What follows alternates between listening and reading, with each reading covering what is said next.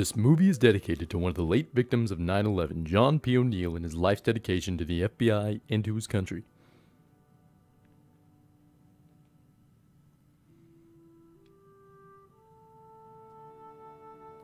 Mr. John P. O'Neill had worked for the FBI for over 25 years, most spent with white-collar crimes until 1991 when he began working against terrorism as Deputy Director of the FBI New York Division.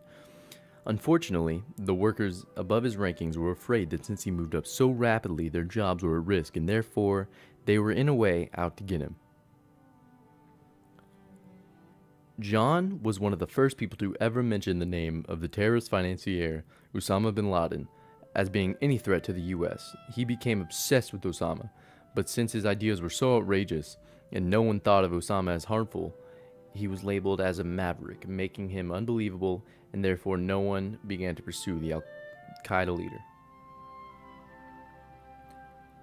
John's devotion to his job and extravagant lifestyle unfortunately became a nuisance for his family life, which led to the separation between him and his wife at the time. John soon met Valerie James, and they started a new family. Everyone that knew John personally knew that he was ambitious, friendly, charming, and a gentleman with an Irish comedic personality. It was an interview of his boss at the time when John was supposed to show up for a meeting. He said he didn't care whether or not he showed up in pajamas or a blanket surrounding his neck. Therefore, John did just that, showing up in a onesie set of pajamas.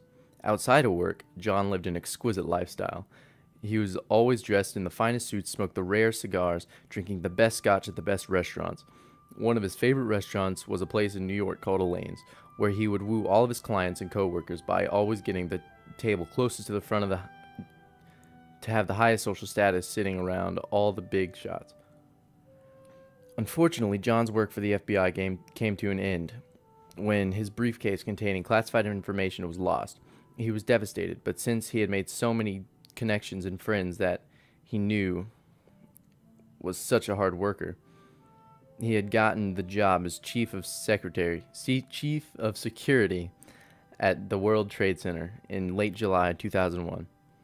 John always knew and thought that the attempt to bomb the World Trade Center in '95 was failed, and they still wanted to finish the job.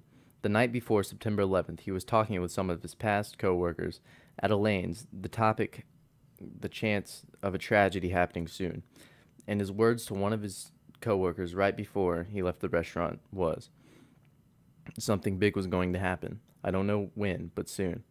John died when the West Tower collapsed, 1 minute after he got off the phone with his wife saying he'll call her back when he gets out. He never called back.